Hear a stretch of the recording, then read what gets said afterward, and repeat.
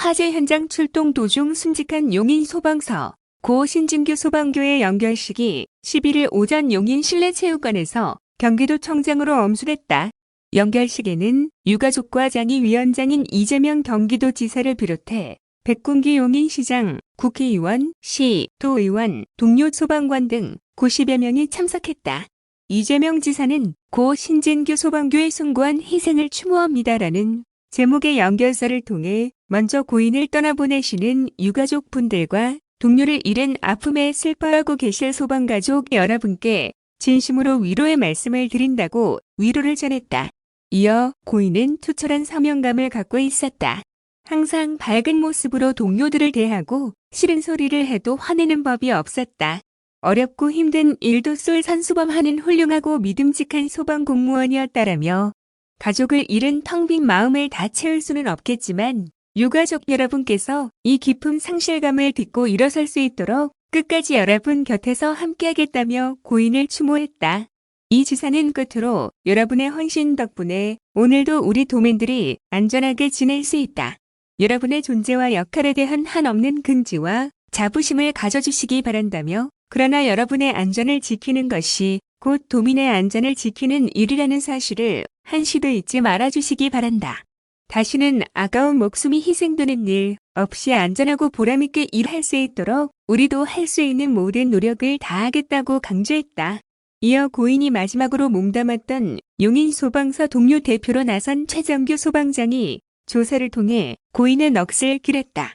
최 소방장은 이럴 줄 알았으면 출동 나갈 때 우리는 소방관의 사명도 중요하지만 너 또한 누군가의 아들이자 가족이라고 너 자신 또한 더 챙기라고 다시 한번 말을 못해준 내가 정말 밉다며 소방관의 사명감은 이제 그만 잊고 하늘나라에서 웃으며 행복하게 지내. 거기서만큼은 그 누구보다도 행복하고 건강해야 한다. 알겠지? 라며 고인을 추모했다. 고인에게는 1계급 특별승진과 5조 근정 훈장이 추서됐다. 유해는 이날 대전 국립현충원에 안장된다. 고 신진규 소방교는 지난 9일 오후 2시 29분경 성남의 한 농기계 하우스 화재 현장 출동을 위해 탱크차를 몰고 비포장 도로를 주행하다 농로가 붕괴되면서 차량이 7에서 8m 아래로 떨어져 전도되는 사고를 당해 순직했다. 다음은 무연고자, 장례 지원 및 웰다잉 정책 뉴스입니다. 경기도가 장례 치러줄 가족조차 없는 무연고자들의 장례를 지원하는 한편 노인들을 대상으로 죽음에 대한 준비를 할 수 있는 교육 프로그램을 운영한다. 이병우 경기도 복지국장은 11일 경기도청에서 기자회견을 열고 이런 내용을 담은 경기도 무연고자 장례 지원 및 웰다임 정책을 발표했다. 이 국장은 누구나 존엄하게 생을 마감할 권리가 있지만 대부분의 어르신들은 죽음에 대해 별다른 준비를 하지 못하고 있으며 가족이 없는 분들의 경우에도 할 사람이 없어 이들에 대한 복지 서비스가 필요한 실정이라며 경기도는 누구나 공평하게 누려야 할 존엄한 삶의 마무리를 지원하는 차원에서 사업을 추진하기로 했다고 밝혔다. 도는 먼저 무연고자를 위한 마지막 복지 차원에서 올해부터 이들에 대한 장례비 지원과 상속재산 공공관리인증을 실시한다. 기존에는 무연고 사망자가 발생했을 경우 별다른 의뢰 없이 매장하거나 화장에 봉안했다. 도는 무연고자가 존엄한 죽음을 맞이할 수 있도록 추모 의식을 진행하기로 하고 기초지방정부에 사망자 1인당 160만 원 이내의 장례비를 지원한다. 상속재산 공공관리인증은 무연고자가 약간의 재산을 남긴 채 사망한 경우에 발생하는 문제를 처리하기 위해서다. 현재 무연고 사망자에 남겨진 재산 처리는 민법 규정에 따라 진행되는데 처리 절차가 복잡하고 남겨진 재산의 각종 처리 비용이 공제된 후 국고 귀속까지 2에서 3년이 소요된다. 사정이 이렇다 보니 재산이 방치, 유용되는 사례가 일부 일어나고 있다. 도는 먼저 상속인이 없는 무연고자에게는 후 변인 지정과 함께 유언장 작성에 필요한 법률 서비스를 제공할 계획이다. 또 유언 없이 사망한 무연고자의 재산을 처리하고자 시군에서 법원에 상속재산관리인 선임 청구를 할 때 필요한 선임 비용 400만 원을 지원해 재산이 사회에 공정하게 환원될 수 있도록 할 계획이다. 현행민법에서는 상속인의 존부가 분명하지 않을 때 법원에 재산관리인 선임 청구를 하면 허가된 재산관리인이 자녀 재산을 처분하도록 하고 있다. 웰다임 정책으로는 지나온 삶과 남은 생애에 대한 자신의 이야기를 기록하는 경기도 어르신 인생노트 사업을 시행한다. 이 사업은 노인의 거동 여부에 따라 기관에 방문해 소그룹으로 진행하는 기관 프로그램형과 서포터즈가 가정 방문해 1:1 멘토링으로 운영하는 서포터즈 방문형으로 추진된다. 인생노트는 나의 인생 그래프 그리기, 남은 생애 바람 나누기, 내 장례식 기획, 메시지 필름, 촬영 등을 통해 책자 형태의 나만의 인생노트 한 권을 완성하게 된다.